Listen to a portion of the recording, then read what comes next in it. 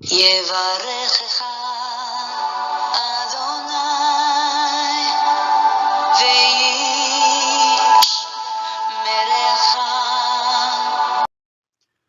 וישמרך. 바레크카 아도나이 베이시메레카. 사랑하는 성도 여러분, 오늘 하루도 전지전능하신 임마누엘의 하나님께서 여러분에게 복을 주시고 여러분을 안전하게 지켜주시기를 축복합니다. 아멘. 할렐루야. 오늘도 김없이 우리 코에 생명의 호흡을 불어넣어 주신 창조주 하나님 여호와 우리 아버지를 송축하며 찬양합니다. 우리의 구원자이신 예수 그리스도, 그 구원의 이름, 생명의 이름, 존귀하신 그 이름을 찬양합니다.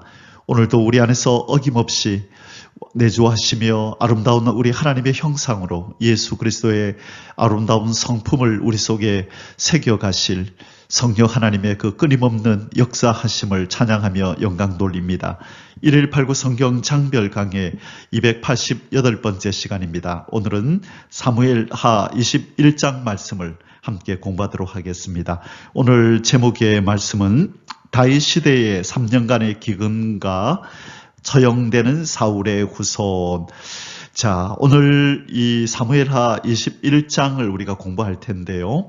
이 다윗 시대에 오늘부터 우리가 공부하게 되는 21장에서 24장까지는요. 지금 이 1장에서 20장까지와 달리 21장에서 24장까지는 이 시간 순으로 일어난 사건을 다루지 않습니다. 1장에서 20장까지는요, 연대기 순이라 그러죠. 이 시간 순으로 어떻게 다윗이 왕이 되고 쭉 어떤 과정들을 통하여 이렇게 사건들이 전개되어져 왔는지를 다루었다면, 오늘부터 21장에서 24장까지는 이 다윗의 통치 초기, 이 다윗이 왕이 되고 이스라엘의 왕으로 다스리던 초기 때에 발생했던 어떤 사건을 이렇게 기록하고 있습니다. 그래서 오늘 본문은 특별히 하나님께서 하나님의 언약이라는 것을 얼마나 소중하게 생각하시는가, 이 언약을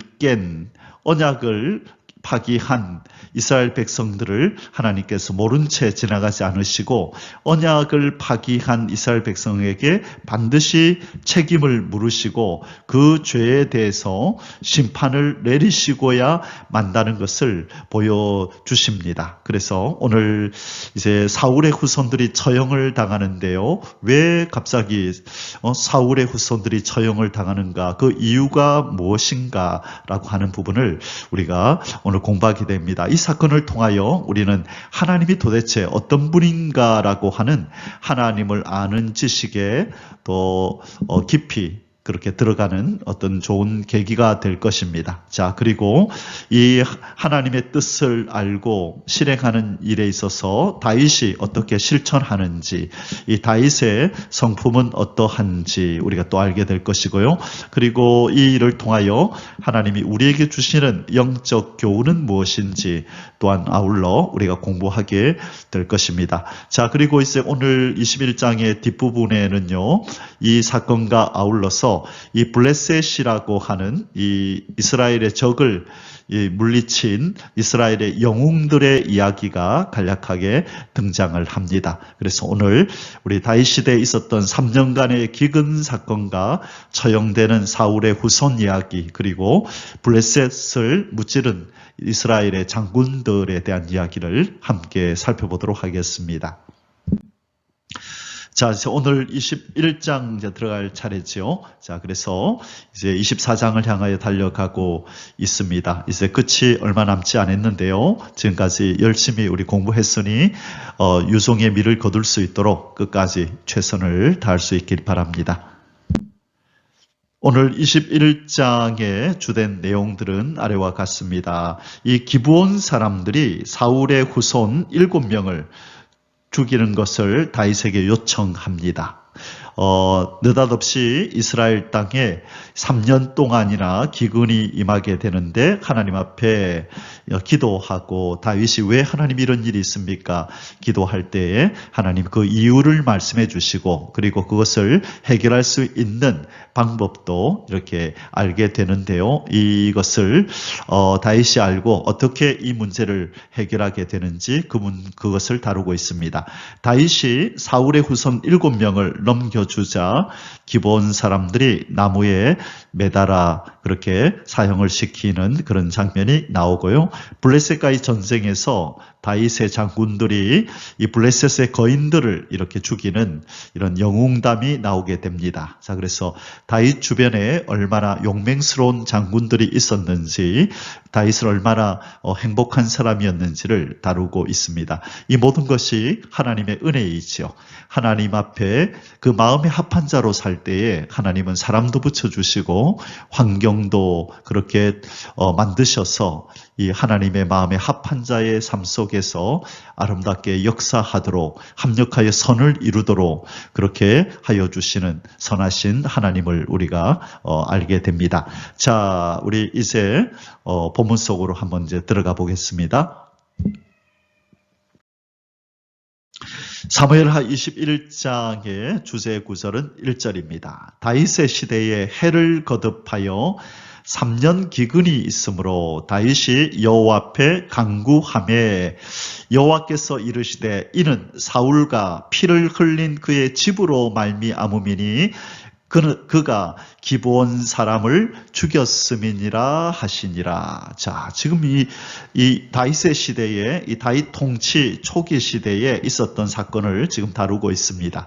자, 그때에 갑자기 연이어서 3년 동안이나 기근이 이 땅에 이 다윗이 통치하는 이스라엘 땅에 있었다는 것입니다. 특별히 이 당시에 기근이라는 것은 하나님의 징계로 이스라엘 백성들에게 내리시는 그런 경우가 많았는데 연이어서 3년 동안이나 기근이 오니 이 왕으로서 다윗이 아무래도 이거 이상하다. 이거는 자연적 현상이 아니라 뭔가 하나님으로부터 임한 징계일 가능성이 있다라고 생각하고 하나님 앞에 간구하였습니다. 하나님 왜 이 땅에 3년 동안이나 연이어 기근이 있습니까? 라고 아랠 때에 하나님께서 말씀해 주십니다. 이는 사울과 피를 흘린 그의 집으로 말미암음이니 자, 사울이 죄를 범했다는 것입니다.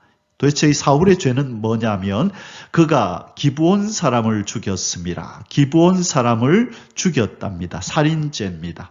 자, 그러면 무슨 기브온 사람이 왜 여기 등장하고 기브온 사람을 죽인 것이 무엇이 잘못되었느냐? 기브온 사람은 이방인들이거든요. 자, 그런데 이것이 왜 잘못되었느냐 할 때 오늘 이제 하나님께서 그 이유를 설명하십니다. 이 기브온 사람들은 이방인이지만 이 여호수아 때요. 여호수아가 가나안을 정복할 때에 이 사람들은 가나안 땅에 있는 사람들이었는데 이 가나안 땅에 있는 사람이라 이야기하면 여호수아에 의해서 죽임을 당할까 봐 먼 곳에서 왔다라고 위장하여 속입니다.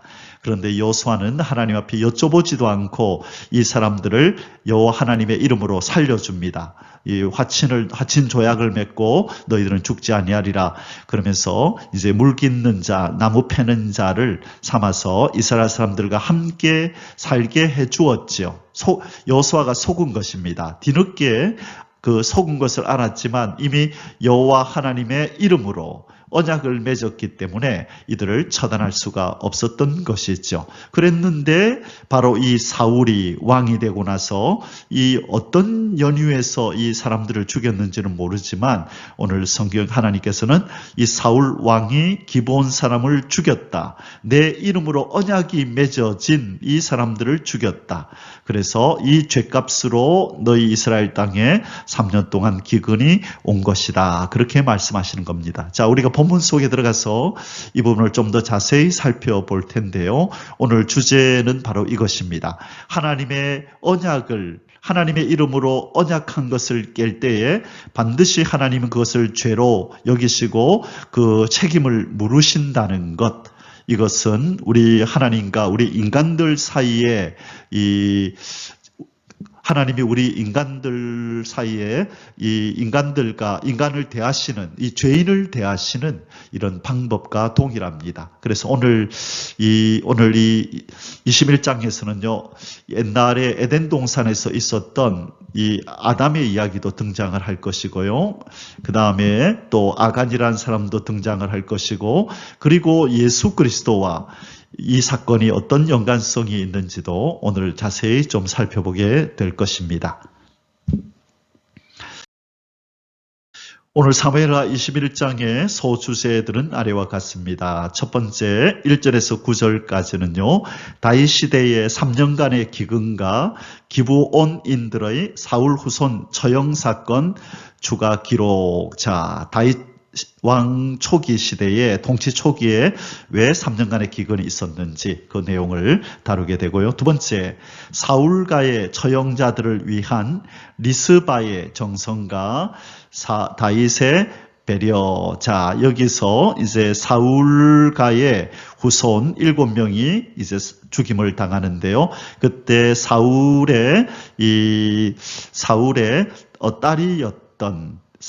딸이었던 이 리스바가 이 죽은 자들을 위해서 이렇게 정성을 다하여 그 시신을 이렇게 처리하는 과정이 나옵니다. 그것을 보고 다윗이 감동을 받아서 이제 리스바를 도와서 이 사울가의 그 죽임당한 자들의 뼈들을, 또 사울과 요나단의 뼈를 그렇게 장사 지내주는 그런 일이 있게 됩니다. 자, 10절에서 14절까지고요. 그 다음에 세 번째로 15절에서 22절까지는 블레셋 거인족들을 쓰러뜨린 다윗의 용사들 이야기가 쭉 소개되고 있습니다. 자, 이렇게 세 가지 주제를 가지고 오늘 본문 속으로 들어가 보겠습니다. 자, 이제 본론으로 들어가겠습니다. 1번, 다윗 시대의 3년간의 기근과 기브온인들의 사울 후손 처형 사건 추가 기록. 1절에서 9절입니다. 1번, 기브온 사람들 문제로 인한 3년 기근의 발생. 1절에서 2절 앞부분입니다. 다윗의 시대에 해를 거듭하여 3년 기근이 있으므로 다윗이 여호와 앞에 간구하매 여호와께서 이르시되 이는 사울과 피를 흘린 그의 집으로 말미암음이니 그가 기브온 사람을 죽였음이니라 하시니라. 기브온 사람은 이스라엘 족속이 아니요 그들은 아모리 사람 중에서 남은 자라. 이스라엘 족속들이 전에 그들에게 맹세하였거늘 사울이 이스라엘과 유다 족속을 위하여 열심히 있으므로 그들을 죽이고자 하였더라.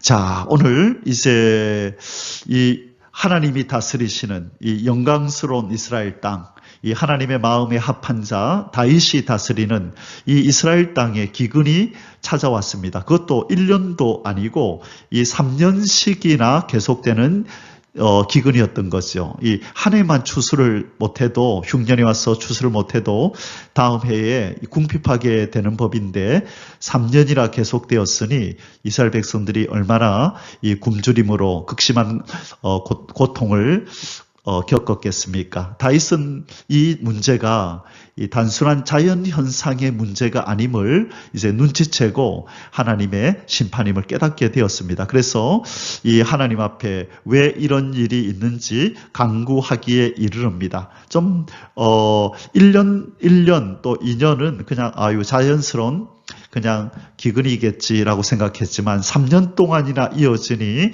하나님 앞에 간구한 것입니다. 자, 그러자 기다렸다는 듯이 하나님께서 즉각 응답을 주시네요. 자, 다윗이 조금 일찍 기도하였더라면 어쩌면 이 이스라엘 백성들의 고통이 좀 더 단축될 수 있었을 텐데 다윗은 3년 동안이나 기근이 있은 이후에 간구하였다. 어려움이 있을 때 바로 기도하고 하나님의 도움을 청했더라면 어쩌면 이 이스라엘 백성들의 고통이 짧게 끝날 수도 있었다는 것이 좀 아쉽습니다. 자, 그런데 어쨌든 다윗이 하나님 앞에 간구하자 하나님은 즉각 응답을 하십니다. 자, 즉각 응답하십니다. 하나님은 자기 백성이 환난에서 벗어나기를 원하시는 것입니다. 그런데 다윗은 생각지도 못했던 이유를 하나님께서 설명하십니다. 말씀해 주십니다. 그게 무엇이죠? 사울과 피를 흘린 그의 집으로 말미암음이니, 자, 사울의 집안이 기브온 사람을 죽였다라고 말씀하시면서, 기브온 사람은 이스라엘 족속이 아니요, 그들은 아모리 사람 중에서 남은 자라. 이스라엘 족속들이 전에 그들에게 맹세하였거늘 사울이 이스라엘과 유다 족속을 위하여 열심히 있으므로 그들을 죽이고자 하였더라. 자, 지금 이 사울이 왕이 된 후에, 사울이 이스라엘의 초대 왕이잖아요. 사울이 왕으로 즉위한 후에 이스라엘과 유다 족속을 위하여 열심을 내었다는 겁니다. 그래서 정말 좋은 나라를 한번 만들어 보겠다는, 하나님의 나라, 좋은 나라, 이스라엘 나라를 한번 만들어 보겠다는 이 열심 때문에 그 속에 섞여 있는 이방인이었던 이 기브온 사람들을 아마 멸하는 일이 있었던 것 같아요. 이 부분에 대한 정확한 언제 이런 일이 있었으며 어떤 식으로 이루어졌는지는 성경에 기록되어 있지 않지만, 어쨌든 하나님의 이름으로 언약 맺어진 바로 이 기브온 사람들과의 화친 조약을 사울이 깨버렸다는 것입니다. 자, 그러면 이 사건은 언제 있었던 사건이라고요? 여호수아와 그리고 바로 이 기브온 사람들 간의 언약이에요. 이 내용은 여호수아 9장 3절에서 27절에 자세히 설명이 되어 있습니다. 자, 그래서 하나님의 이름으로 그들을 죽이지 않고 이제 받아들이기로, 함께 살게 하기로 그렇게 언약했었는데, 사울 왕이 이것을 깨버리고 하나님의 언약을 깨버리고 하나님의 이름에 그 영광에 금이 가도록 그렇게 한 것입니다. 하나님은 그냥 모른 채 하지 않고 이것을 문제 삼아서 이 땅에 지금 3년 동안의 기근을 허락하신 것입니다. 자, 좀 이상하지 않습니까? 이미 이 사울은 지금 죽고 없잖아요. 사울이라는 사람은 전쟁터에서 이미 전사하고 이 땅에 없는데, 이 사울 왕이 저지른 이 죄 때문에 지금 후손들이 3년간의 기근으로 고통을 당하고 있다. 이거 좀 불합리하고 이 하나님이 하시는 일이 이해가 되지 않지 않습니까? 바로 이것이 하나님 나라, 하나님의 백성들만의 독특한 원리가 이 속에 있기 때문입니다. 하나님의 백성 이스라엘은요, 언약으로 이루어진, 언약에 근거해서 그렇게 살아가는 나라고 하나님의 사람들입니다. 그래서 여기에는 어떤 내용이 들어가냐면 연합의 원리, 그리고 대표성의 원리라고 하는 연합의 원리. 자, 이것이 연합의 원리, 대표성의 원리라고 하는 영적 원리가 적용되는 민족이에요. 그게 무슨 말이냐? 이스라엘은 여러 사람으로 이루어진 나라이지만 하나님께서는 하나로 여긴다는 거예요. 그래서 비근한 예로 아간이 죄를 지었잖아요. 여리고 성을 무찌를 때 하나님이 다 불태우고 다 죽이라 그랬는데, 아간이 옷과 금을 그렇게 몰래 숨기고 가져왔을 때 하나님은 아간 때문에 이스라엘을 어려운 가운데 빠지게 하고 또 아이성과의 전쟁에서 지게 만들었죠. 자, 그것은 바로 아간은 이스라엘 전체와 연결이 되어 있는 거예요. 그래서 아간 혼자 죄를 지은 것이 아니라 이스라엘 민족 전체가 죄를 지었다라고 하나님은 여긴 것입니다. 자, 그리고 나중에 이제 나오는데요. 인구 조사를 한 다윗 때문에 수많은 이스라엘 사람들이 죽임을 당해요. 그리고 오늘 등장하는 이 기브온 사람들을 죽인 사울 때문에 또 3년 기근으로 인하여 많은 이스라엘 사람들이 고통을 당해요. 자, 그래서 아간이라는 사람, 그리고 지금 사울이라는 사람, 나중에 다윗도 인구 조사를 통하여 이스라엘 백성들이 어려움을 당하게 만들었지요. 자, 그런데 그 전에 제일 먼저 이 연합의 원리, 대표성의 원리가 적용되는 사람이 누구죠? 바로 아담인 것입니다. 아담이 하나님 앞에서 범죄함으로 그와 붙어있는 모든 인류가 다 죄인이 되는 일이 발생한 것이죠.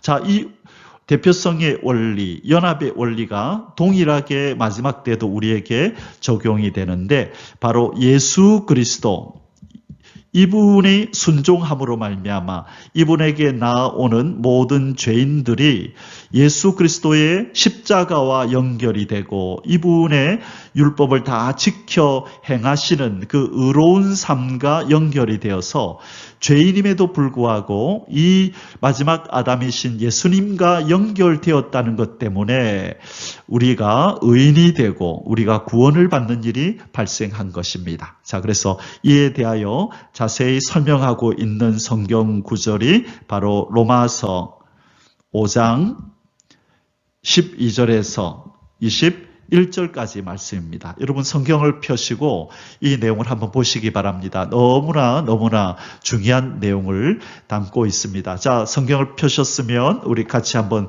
보도록 하겠습니다. 12절에 이런 말씀이 있죠. 그러므로 한 사람으로 말미암아 죄가 세상에 들어오고 죄로 말미암아 사망이 들어왔나니 이와 같이 모든 사람이 죄를 지었으므로 사망이 모든 사람에게 이르렀느니라. 자, 한 사람으로 말미암아 죄가 세상에 들어왔다. 이 한 사람은 다름 아닌 바로 아담이지요. 선악과를 따먹은 그 아담 때문에 죄가 들어와서 모든 사람에게 사망이 이제 왕노릇하고 모든 사람이 사망에 이르게 되었다는 것입니다.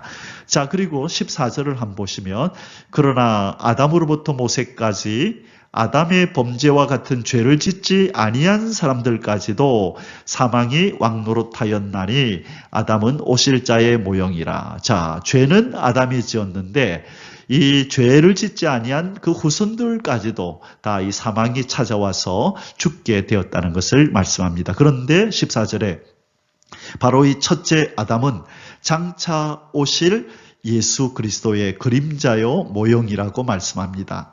이 동일한 연합의 원리, 대표성의 원리가 예수님께도 적용이 될 것을 말씀한 거예요. 자, 15절에 한 사람의 범죄를 인하여 많은 사람이 죽었은즉 더욱 하나님의 은혜와 또한 한 사람 예수 그리스도의 은혜로 말미암은 선물은 많은 사람에게 넘쳤느니라. 16절에 심판은 한 사람으로 말미암아 정죄에 이르렀으나 은사는 많은 범죄로 말미암아 의롭다 하심에 이름이니라. 17절 한 사람의 범죄로 말미암아 사망이 그 한 사람을 통하여 왕노릇하였은즉 더욱 은혜와 의의 선물을 넘치게 받는 자들은 한 분 예수 그리스도를 통하여 생명 안에서 왕노릇하리로다. 아멘. 자, 이런 내용이 21절까지 이어집니다. 자, 그래서 오늘 이 기본 사람들의 문제로 3년간의 기근이 있었던 것은 바로 사울의 범죄로 말미암아 이스라엘 백성에게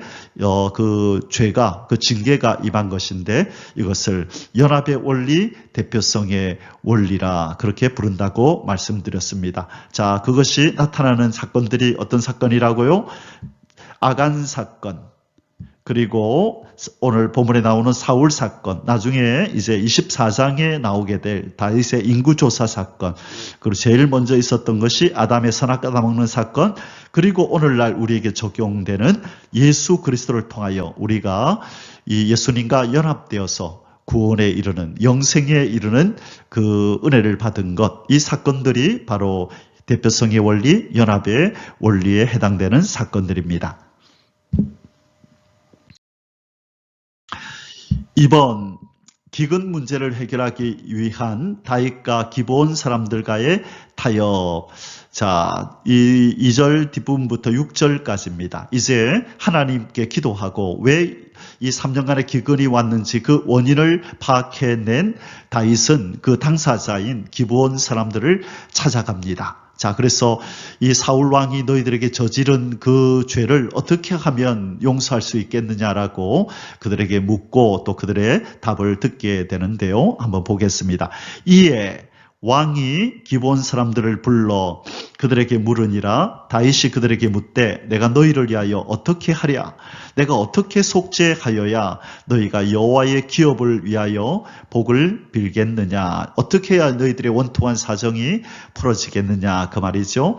기브온 사람이 그에게 이르되, 다윗에게 이르되, 사울과 그의 집과 우리 사이의 문제는 은금에 있지 아니하오며 이스라엘 가운데서 사람을 죽이는 문제도 우리에게 있지 아니하니이다 하니라. 왕이 이르되 너희가 말하는 대로 시행하리라. 자, 이것은 무슨 돈을 가지고 은금을 가지고 보상한다고 해서 될 문제가 아닙니다. 자, 그러니 다윗이 그러면 얘기해봐라. 어떻게 하면 좋겠느냐 하니 그들이 왕께 아뢰되 우리를 학살하였고 또 우리를 멸하여 이스라엘 영토 내에 머물지 못하게 하려고 모해한 사람의 자손 7사람을 우리에게 내주소서.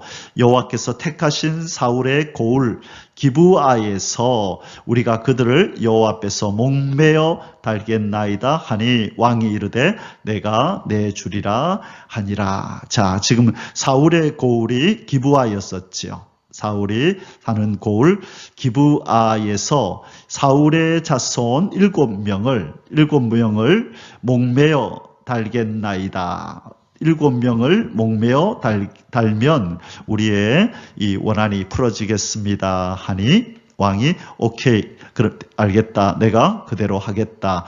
이제 사울의 후손들 7명을 이제는 물색하기 시작합니다. 자, 이제 이 사울이 지은 죄가 뭐라고요? 이들을 학살을 했을 뿐만 아니라 이스라엘 영토 내에 머물지 못하게 했다는 거예요. 여호수아 때는 이들이 이스라엘 영토 내에 머물도록 해주었거든요. 화친 조약에 의해서. 그런데 일방적으로 사울이 이 자기가 하나님의 나라 이스라엘의 왕으로서 이 하나님의 뜻을 알지 못하고 그냥 그 열심을 가지고 이 이스라엘 나라를 정말 순수한 하나님의 백성의 나라로 아마 만들고자 이방인들을 쫓아내야 되겠다라고 이 그릇된 열심에서 비롯된 바로 이 일로 말미암아 하나님의 언약이 파기되는 일이 발생한 것입니다. 자, 여기서 중요한 것은 우리의 열심, 우리의 방식대로 어떤 일들을 해내는 것이 중요한 것이 아니라 하나님의 뜻이 무엇인지를 분별하고 그 일을 행하는 것이 중요하다는 거예요. 인간의 상식과 기준으로 하나님의 일을 하는 것이 아니라 하나님이 원하시는 것이 무엇인지, 하나님의 뜻이 무엇인지를 잘 분별하고 행하는 일이라야 하나님을 기쁘시게 할 수 있다는 것입니다. 우리는 어떤 일을 하든지 간에 이 일이 하나님이 뜻하시는 일인지 먼저 분별해내고 그리고 그 일을 행할 때에도 하나님이 기뻐하는 방법대로 순서를 따라 그렇게 행해야 될 줄 믿습니다. 아멘. 3번 기브온 사람들의 사울의 후손 처형 7절에서 9절입니다. 그러나 다윗과 사울의 아들 요나단 사이에 서로 여호와를 두고 맹세한 것이 있으므로 왕이 사울의 손자 요나단의 아들 무비보셋은 아끼고 왕이 이에 아야의 딸 리스바에게서 난 자 곧 사울의 두 아들 알모니와 무비보셋과 사울의 딸 메랍에게서 난 자 곧 무홀랏 사람 바르실레의 아들 아드리엘의 5 아들을 붙잡아 그들을 기브온 사람의 손에 넘기니 기브온 사람이 그들을 산 위에서 여호와 앞에 목매어 달매 그들 7사람이 동시에 죽으니 죽은 때는 곡식 베는 첫날 곧 보리를 베기 시작하는 때더라. 자, 여기 오늘 본문에서요 공의를 행하는 다윗의 모습을 보게 됩니다. 자, 7명을 이제 목매달도록 내어주는데요. 누구를 내어줬다 그랬죠? 이 사울의 두 아들 알몬이라는 사람과 그리고 이 무비보셋은 요나단의 아들이 아닙니다. 요나단의 아들이 아닌 이 사울의 두 아들 아들이 있었는데 그 한 사람이 알모니와 무비보셋이고 저 위에 있는 무비보셋은 사울의 아들 요나단의 아들이죠. 이 무비보셋은요. 그러므로 앞에 나온 무비보셋은 사울의 손자고 죽임을 당한 무비보셋은 아들 무비보셋입니다. 자, 그래서 사울의 아들 이 알모니와 그 다음에 무비보셋 그리고 아드리엘의 5명 그렇게 합쳐서 7명이 죽임을 당하였습니다. 비록 이 사울을 이 다윗은 하나님이 기름 부은 사람이라 하여 그의 손으로 죽이지 않으려고 얼마나 그가 주변에 그 장군들이 죽이자 그래도 그가 그렇게 하면 안 된다고 말렸습니까? 그러나 하나님께서 이 사울이 죄를 범하였다, 사울의 가문이 죄를 범하였다고 알려주실 때에 가감없이 공의를 실행하는 모습을 보여줍니다. 그러나 다윗은 또 언약을 지켜야만 했죠. 누구와의 언약을 지켜야 돼요? 요나단과의 언약을 지켜야 하기 때문에 요나단의 가족은 지켜주겠다고 말씀했기 때문에 언약했기 때문에 요나단의 아들 무비보셋을 아끼고 그를 이 7명 중에 하나로 그렇게 포함시키지는 아니했던 것입니다. 자, 공의를 실행하고 언약을 지키는 다윗의 모습을 우리는 보게 됩니다. 자, 언약을 깨고 이 사울 왕이 죽인 기본 사람들의 이 핏값을 갚아주시는 하나님의 모습을 우리는 보게 됩니다. 핏값을 갚으시는 하나님, 여호와 하나님. 여러분, 하나님께서는요, 억울하게 죽은 자들의 그 핏값을 반드시 갚아주십니다. 우리가 잘 아는 것처럼 이 창세기 4장에 보면요, 창세기 4장 8절에서 12절까지 8절에서 12절까지의 말씀에 보면 이 가인과 아벨의 이야기가 나오잖아요. 이 가인이 자기 제사가 연락되지 않았다는 것 때문에 동생 아벨을 돌로 쳐 죽일 때에 하나님께서 가인을 찾아와서 이렇게 말씀합니다. 가인이 그의 아우 아벨에게 말하고 그들이 들에 있을 때 가인이 그의 아우 아벨을 쳐 죽이니라. 9절에서 여호와께서 가인에게 이르시되 네 아우 아벨이 어디 있느냐? 그가 이르되 내가 알지 못하나이다. 내가 내 아우를 지키는 자니까? 이르시되 네가 무엇을 하였느냐? 네 아우의 핏소리가 땅에서부터 내게 호소하느니라. 뭐가 호소한다고요? 핏소리가 땅에서부터 내게 호소하느니라. 11절에 땅이 그 입을 벌려 네 손에서부터 네 아우의 피를 받았은즉 네가 땅에서 저주를 받으리니 네가 밭을 갈아도 땅이 다시는 그 효력을 너에게 주지 아니할 것이요 너는 땅에서 피하며 유리하는 자가 되리라. 자, 그 피 때문에 땅이 저주를 받아서 너에게 소산을 주지 않을 것이다. 지금 이스라엘 땅에 일어난 이 일이 바로 이것 때문인 것입니다. 죄 없이 죽은 기본 사람들의 이 피가 땅에서 호소하여 이 땅이 이 소산을 내지 아니하는 저주를 이스라엘 백성들에게 지금 쏟아붓는 것을 지금 오늘 표현하고 있는 것입니다. 장차 이 일이 핏값을 갚으시는 하나님의 모습이 나타나게 되는데요. 계시록 6장 9절 이하에 보면 이 순교자들의 앞서간 순교자들이 하나님의 보좌 앞에서 하나님 우리의 핏값을 언제 갚아주시겠습니까? 라고 호소하는 장면이 나옵니다. 그때 하나님께서 너희들 순교 동무들의 수가 찰 때까지만 기다려라. 그리고 나면 너희들의 핏값을 갚아주마. 원수를 갚아주겠다는 말씀하시죠. 이것이 곧 심판입니다. 이제 이스라엘 땅에 3년간의 기근으로 심판이 임했던 것처럼 이 땅에 예수 그리스도를 믿는다는 이유로 그렇게 사람을 죽여 순교자의 피를 땅에 쏟았던 이 악인들이 심판을 받게 됩니다. 하나님은 반드시 이 핏값을 피의 호소를 들으시고 반드시 징계하시는 하나님임을 오늘 이 사건을 통해서 우리는 정확하게 알게 되고 깨닫게 되고 이제 앞으로도 이런 일이 일어나겠구나 하는 것을 믿을 수 있게 된 것입니다. 두 번째 소수제입니다. 사울가의 처형자들을 위한 리스바의 정성가 다윗의 배려 10절에서 14절입니다. 1번 사울의 첩 리스바가 사울과 처형자들의 시신을 지킴. 자, 이 처형당한 자들 중에서는요, 리스바의 두 아들이 포함되어 있죠. 이 아들들이 갑자기 이렇게 죽임을 당했으니 이 어머니의 마음이 정상이겠습니까? 지금 이 여인이 하고 있는 행실을 보면 꼭 정신이 나간 것 같은 행실을 하고 있습니다. 이 죽은 자들 7명의 시신을 옆에 두고 이제 그 옆에 바위 옆에다가 굵은 배를 깔고 이제 이 시체들에게 이 짐승들이 가까이 하지 못하도록, 공중의 새와 들짐승이 가까이 하지 못하도록 이렇게 애를 쓰는 모습이 나옵니다. 10절입니다.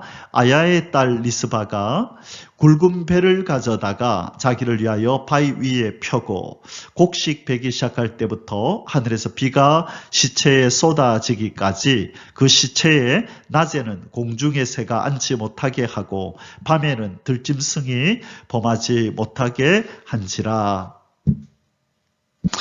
자, 지금 이 리스바가 이 죽임당한 사울가의 이 사람들, 자기 두 아들을 비롯해서 이 7명의 시체를 돌보는데 언제까지 그랬다고요?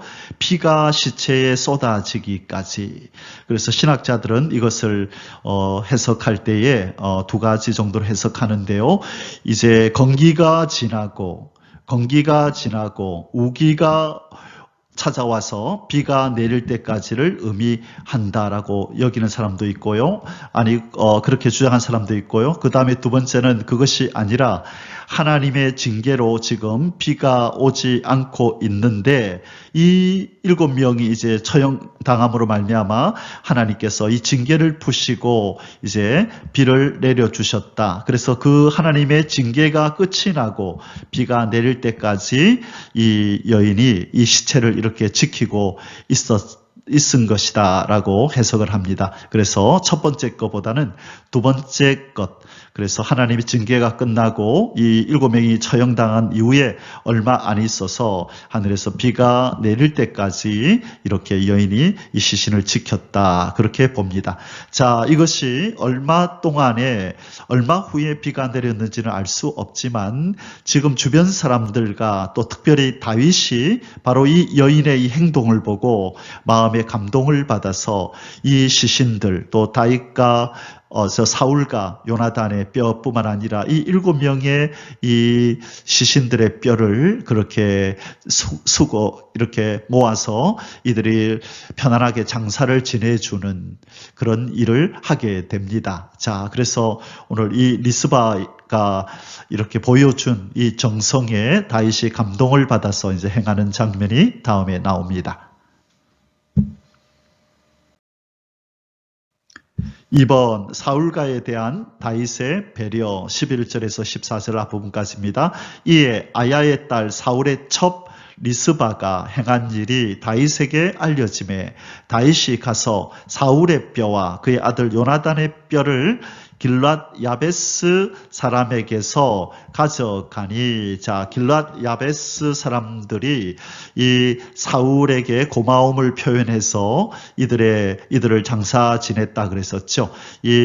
아마 그 사건이 기억나실 겁니다. 이 길랏 야베스가 어려움에 처했을 때 기브아에 있는 사울에 가서 도와달라고 하니 사울이 군대를 이끌고 가서 길랏 야베스 사람을 구해줬던 사건. 이것 때문에 사울이 나중에 블레셋의 그 군인들에 의해서 길보아 산에서 그렇게 전사했을 때 길랏 야베스 사람들이 가서 사울의 뼈와 사울과 요나단을 이렇게 시신을 가져와서 장사 지냈던 사건. 그래서 지금 사울의 뼈와 요나단의 뼈가 길랏 야베스에 있는 것입니다. 그래서 다윗이 지금 가서 이 뼈 사울의 뼈와 요나단의 뼈를 가져가니 이는 전에 블레셋 사람들이 사울을 길보아 산에서 죽여 블레셋 사람들이 벳산 거리에 매단 것을 그들이 가만히 가져온 것이라. 다윗이 그곳에서 사울의 뼈와 그의 아들 요나단의 뼈를 가지고 올라오매 사람들이 그 달려 죽은 자들의 뼈를 거두어다가, 자, 7명의 뼈겠죠. 7명의 뼈를 거두어다가 사울과 그의 아들 요나단의 뼈와 함께 베냐민 땅 셀라에서 그의 아버지 기스의 묘에 장사하되 모두 왕의 명령을 따라 행하니라. 자, 기스는 사울 왕의 아버지였죠. 그죠? 그래서 그 기스의 묘에 그 아들 사울과 또 지금 이제 죽임을 당한 사울의 아들들, 그러니까 손자들이다. 그죠? 손자들과 관련된 가족들이 함께 이렇게 기스의 묘에 장사되도록 다윗 왕이 지금 배려를 하는 장면입니다. 자, 뭐 때문에 이렇게 배려를 하죠? 리스바가 이 처형당한 자들을 향하여 그렇게 시신을 지키는 정성을 다하는 모습을 보고 마음에 감동을 받아서 지금 다윗이 이렇게 행하여 준 것입니다. 3번, 하나님께서 그 땅을 위하여 비로소 기도를 들으심. 14절 뒷부분입니다. 그 후에야 하나님이 그 땅을 위한 기도를 들으시니라. 자, 하나님은 철저하게 이 언약을 중요시 여깁니다. 언약을 깬 자에게 반드시 징계하시는 하나님임을 오늘 이 사건을 통해서 우리는 기억하게 됩니다.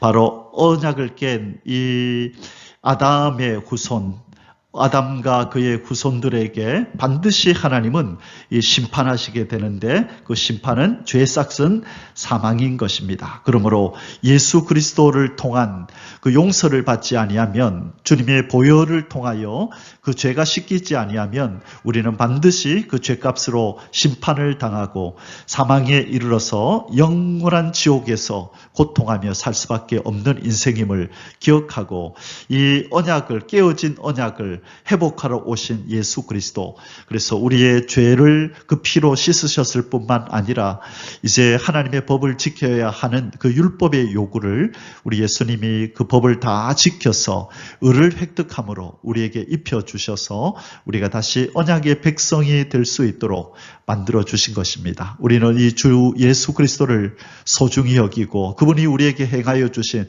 이 놀라운 구속사역에 감사하면서 우리의 평생을, 우리의 호흡과 힘을 그분을 위해서 사용하며 살아가야 될 줄 믿습니다. 아멘. 할렐루야. 우리 주님을 송축하며 찬양합니다. 자, 이제 마지막 세 번째 소수세입니다. 블레셋 거인들을 쓰러뜨린 다윗의 용사들 소개. 15절에서 22절입니다. 자, 다윗 왕을 도와서 그렇게 다윗을 보호하고 호위하고 하나님의 뜻이 다윗을 통하여 이렇게 나타날 수 있도록, 성취될 수 있도록 그가 이스라엘의 왕이 되어서 하나님의 백성을 잘 통치할 수 있도록 그 옆에서 보좌하며 다윗을 도왔던 이 믿음의 사람들, 또 다윗의 용사들을 이렇게 설명하고 있습니다. 하나님께서는 그 다윗뿐만 아니라 어떤 그 하는 일이 비록 그 비중이 다윗보다는 그렇게 비교해서 적을지라도 하나님의 일에 함께 쓰임 받은 사람들의 이름을 기억하고 그들에게 상을 주시는 것을 잊지 않으신다는 것을 오늘 이 본문을 통하여 우리에게 말씀하십니다. 1번, 아비새가 다윗을 거인족 이스비브노베의 손에서 구함. 자, 아비새가 이 요압의 동생이죠. 자, 이 사람이 바로 다윗을 이 거인족 중에 이스비브노비라고 하는 이 사람의 손에서 다윗의 생명을 보존해 준 사건입니다.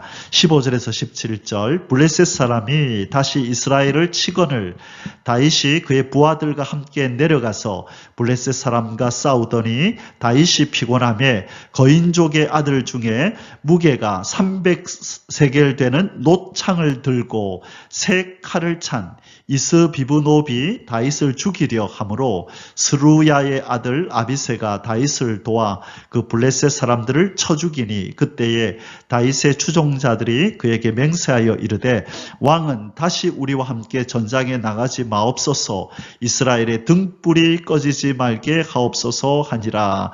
자, 이 부하들의 이 다윗을 생각하는 마음을 보십시오. 이 다윗이 이제 이스라엘의 왕으로서 이제 주변의 어떤 이제 이 나라들을 정복하고 점점점 이렇게 땅을 확장해 가는 가운데서 이제 왕이라는 이름 때문에 자, 나는 이제 국사를 돌봐야 돼. 국사를 챙겨야 되니까 장군들 당신들이 나가서 이제 전쟁을 잘 치루시오. 그렇게 할 수도 있었지만 왕은 친히 칼을 들고 전장에 나가서 앞장을 섭니다. 그러다가 이런 위기를 당한 것입니다. 그때 아비새가 왕을 도와서 이 블레셋 사람 이스비브노비라는 사람을 쳐 죽이고 이 다윗을 구해냅니다. 그러자 이 장군들이 왕이여 다시는 전쟁터에 나오지 마십시오. 하마터면 큰일 날 뻔했습니다. 이스라엘의 등불이 꺼지지 말게 하소서. 당신은 바로 이스라엘의 등불입니다. 이제 전쟁은 우리가 할 테니까 당신은 안전하게 궁에서 국사에 전념하시기 바랍니다. 라고 그렇게 말하고 있습니다.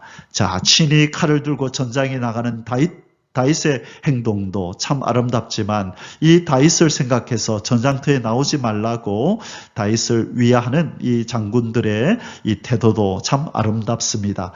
바로 이것이 이 다윗과 그 장군들과의 아름다운 동행이 가능했던 이유입니다. 자, 이 좋은 지도자의 덕목을 갖춘 바로 다윗을 보게 됩니다. 이 어려움을 당한 그 나라를 자기 목숨을 바쳐서 손수 지키려고 하는 이 모습. 자, 그렇죠? 그리고 조금 전에 이 사울과의 처형당한 이들을 불쌍히 여기고 이들을 그렇게 자기 가족의 묘에 기스의 묘에 그렇게 또 장사 지낼 수 있도록 해주는 그 배려해주는 그 아름다운 마음을 가진 다윗이 참 이 지도자의 면모를 잘 갖추고 있다. 점점 그의 모습이 하나님이 기뻐하는 사람으로 변해가고 있다는 것을 우리는 보게 됩니다. 이번 곱 전투에서 십부개와 엘하난이 블레셋의 두 거인족 삽과 라흐미를 쓰러뜨림. 자, 이제 또 다른 전투에서 블레셋 사람들과 싸움이 붙었네요. 18절에 19절.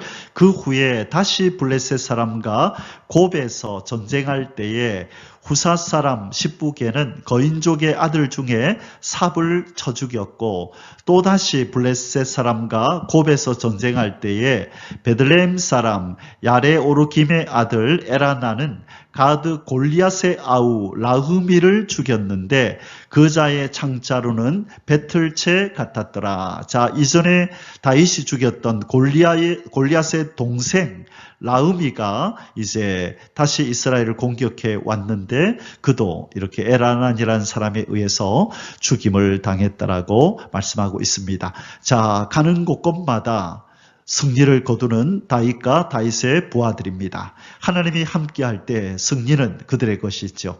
아무리 인간적으로 수가 많고 무기가 월등하고 뛰어나다 할지라도 하나님이 함께하지 않으면 패하는 것이요. 아무리 열악한 또 환경 속에 또 열악한 무기들 또 수적으로 열세에 놓인다 할지라도 하나님이 함께 하시면 반드시 승리가 주어지는 줄 믿습니다. 우리가 하나님의 편에 서느냐 악의 편에 서느냐 그것이 중요하지 우리의 수와 우리의 무기가 중요한 것이 아니라는 것을 우리는 기억해야 합니다. 3번 가드 전투에서 다윗의 조카 요나단이 다지승의 거인족을 죽임. 20절에서 21절입니다. 여기서 가드는 블레셋 땅이다, 그죠? 블레셋 땅에서 이제 전쟁이 있었네요.